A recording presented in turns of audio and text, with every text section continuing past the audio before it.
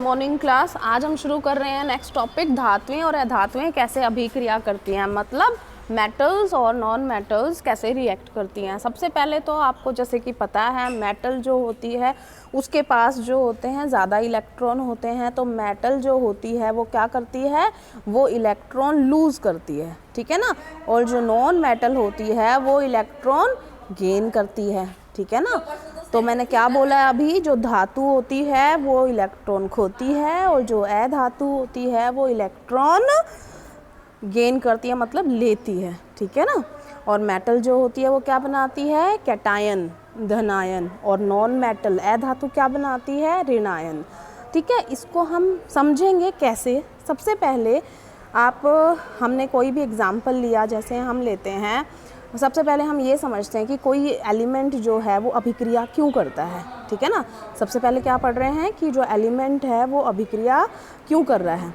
तो यहाँ पर मान लो हमने लिया सोडियम, ठीक है। सोडियम का जो एटॉमिक नंबर होता है वो 11 होता है। तो जब हम इलेक्ट्रॉनिक कॉन्फ़िगरेशन इसकी लिखेंगे तो ये आएगा 2 पहले कक्ष में, फिर 8 और फिर 1। ये मैंने करवा रखा है आपको, संयोजकता निकालने के लिए बताया था ना इलेक्ट्रॉनिक विन्यास लिखना। तो यहाँ पर पहले कक्ष में कितने हैं, 2, दूसरे कक्ष में कितने हैं, 8, और तीसरे कक्ष में कितने हैं, 1 इलेक्ट्रॉन।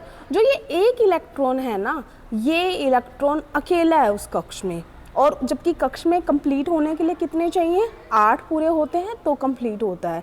तो इसको या तो ये 7 लेगा या 1 दे देगा। मैंने आपको हमेशा बताया छोटा वाला काम होता है, या दूसरे तरीके से आप निकालोगे तो 4 जो इलेक्ट्रॉन से अगर ज़्यादा होते हैं तो हम 8 में से माइनस कर देते हैं, और अगर 4 में से कम होता है तो हम क्या कर देते हैं, एज इट इज़ लिख देते हैं। क्योंकि ये एक ही है तो यहाँ पर इसकी जो संयोजकता है वो 1 है, तो ये इसका मतलब ये इस 1 इलेक्ट्रॉन को क्या करेगा, खो देगा। तो अब इसके पास क्या हुआ, देखो एक बार, यहाँ पर जो सोडियम था जिसके पास 11 इलेक्ट्रॉन थे शुरुआत में, 11 ही प्रोटॉन थे, 11 ही इलेक्ट्रॉन थे। अब उसने 1 इलेक्ट्रॉन क्या कर दिया, माइनस मतलब खो दिया, ठीक है ना। अब खोने के बाद इसके पास कितने प्रोटॉन बचे और कितने इलेक्ट्रॉन, खोने के बाद बोल रही हूँ मैं बेटा। तो खोने के बाद 11 तो प्रोटॉन, क्योंकि प्रोटॉन कहीं नहीं गए लेकिन इलेक्ट्रॉन गए हैं, तो इलेक्ट्रॉन पे माइनस चार्ज होता है, प्रोटॉन पे प्लस चार्ज होता है, तो नेट क्या आया आपके पास, प्लस का 1। तो सोडियम जो होता है वो Na+ बनाता है, जिसको हम क्या बोलते हैं, सोडियम का कैटायन, सोडियम धनायन। क्या बोलते हैं इसको, सोडियम का धनायन। और ऐसे ही हम क्लोरीन का निकालेंगे, तो क्लोरीन होता है 17, 2, 8, 7, ठीक है ना। ये कितना होता है, 17, 2, 8 और 7, 7 इलेक्ट्रॉन है तो 8 में से 7 गया 1। तो ये अपना 1 इलेक्ट्रॉन किसी से उधार लेके अपना जो कक्ष है वो कंप्लीट करेगा। तो इसका मतलब ये 1 इलेक्ट्रॉन लेगा, तो इसका मतलब ये क्या बनाएगा, Na+ तो बन ही चुका था, Cl- बन जाएगा। प्लस और माइनस के बीच में क्या होता है, फोर्स ऑफ अट्रैक्शन होता है। तो फोर्स ऑफ अट्रैक्शन जो होता है इसे हम क्या बोलते हैं, इसको हम बोलते हैं आयनिक बॉन्ड। क्या बोलते हैं, आयनिक बॉन्ड। इसका मतलब इनके बीच में आकर्षण बल जो मौजूद है धनायन और ऋणायन के बीच में, कैटायन और एनायन के बीच में जो इनकी फोर्स ऑफ अट्रैक्शन है उसको हम बोलते हैं आयनिक बॉन्ड। हिंदी में हम आयनिक बॉन्ड को आयनिक आबंध कहते हैं, ठीक है, आयनिक आबंध कहते हैं, ठीक है। तो अब कैसे दिखाएंगे कि आयनिक आबंध बना है, तो उसको दिखाने के लिए जैसे यहाँ अगर इसमें कोई एग्जाम्पल दिखा रखा हो, देखो यही दिखा रखा है हमारे वाला एग्जाम्पल, अगर आपको दिखाई दे रहा है तो ये देखिए, सोडियम ने अपना 1 इलेक्ट्रॉन दिया और उसके पास अब कंप्लीट हो गए 2 और 8, क्योंकि 1 इलेक्ट्रॉन उसने क्या कर दिया, छोड़ दिया, ठीक है ना। तो क्लोरीन के पास कितने हो गए, उसने 1 इलेक्ट्रॉन ले लिया। तो देखो जो बाहरीतम कोश होता है इसको बेटा लेविस सिंबल बोलते हैं, लुईस सिंबल। लुईस सिंबल का मतलब क्या होता है, जो बाह्यतम कोश के इलेक्ट्रॉन होते हैं वो एलिमेंट के चारों तरफ लगा दिए जाते हैं।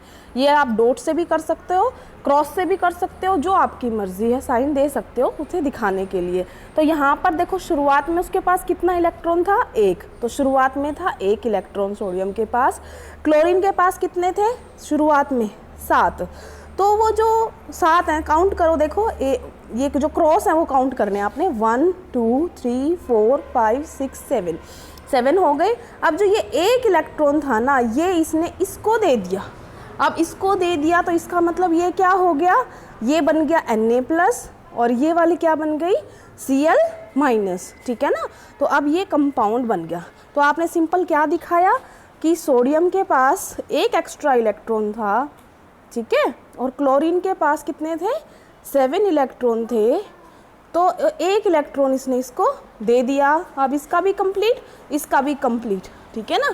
तो इसको हम क्या बोल रहे हैं, Na+ Cl-, ठीक है ना।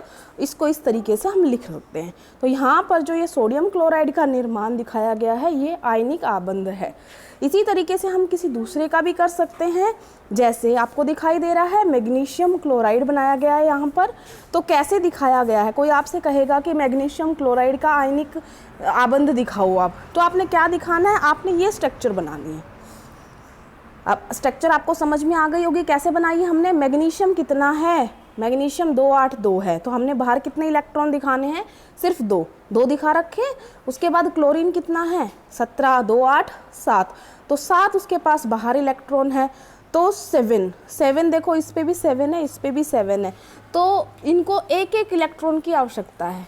अब हुआ क्या है यहाँ पे, मैग्नीशियम के पास तो 2 इलेक्ट्रॉन है ना, कितने इलेक्ट्रॉन है मैग्नीशियम के पास, 2 इलेक्ट्रॉन है।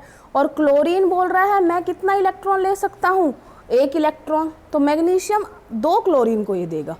बात समझ में आई। तो यही यहाँ दिखा रखा है कि इसका 1 इलेक्ट्रॉन तो एक क्लोरीन द्वारा लिया गया और दूसरा दूसरे के द्वारा लिया गया। तो आपने इस तरीके से दिखाना है।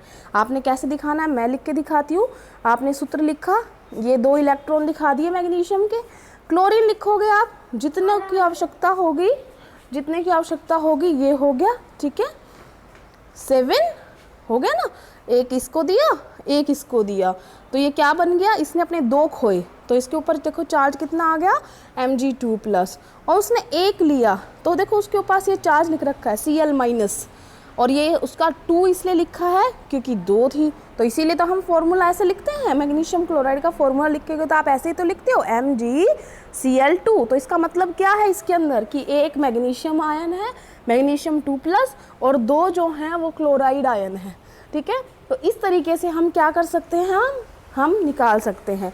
तो ये जो आबंध बना, जो धनायन और ऋणायन के बीच में बना है इलेक्ट्रॉन्स के लेन देन की वजह से, इस आबंध को बोलते हैं हम आयनिक आबंध, ठीक है। इंग्लिश में बोलेंगे ionic bond is the bond formed between the cation and the anion, ठीक है ना, by the transfer of electrons, ठीक है ना। एक एलिमेंट जो है वो इलेक्ट्रॉन दे रहा है, दूसरा एलिमेंट जो है वो इलेक्ट्रॉन ले रहा है, इस वजह से उनके बीच में आयनिक आबंध बना है।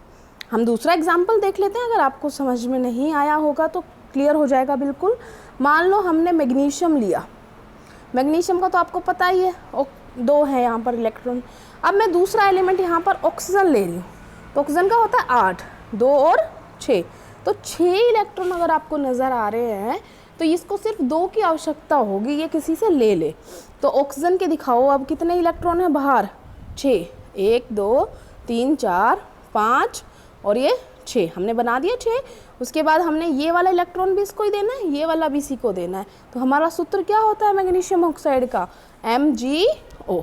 अब आपको समझ में आया, जब हमारी वैलेंसी बराबर होती थी तो हम कुछ नहीं करते थे, हम एज इट इज़ लिख देते थे, और जब हमारी वैलेंसी बराबर नहीं होती थी तब हम मल्टीप्लाई कर देते थे उनको नंबर से।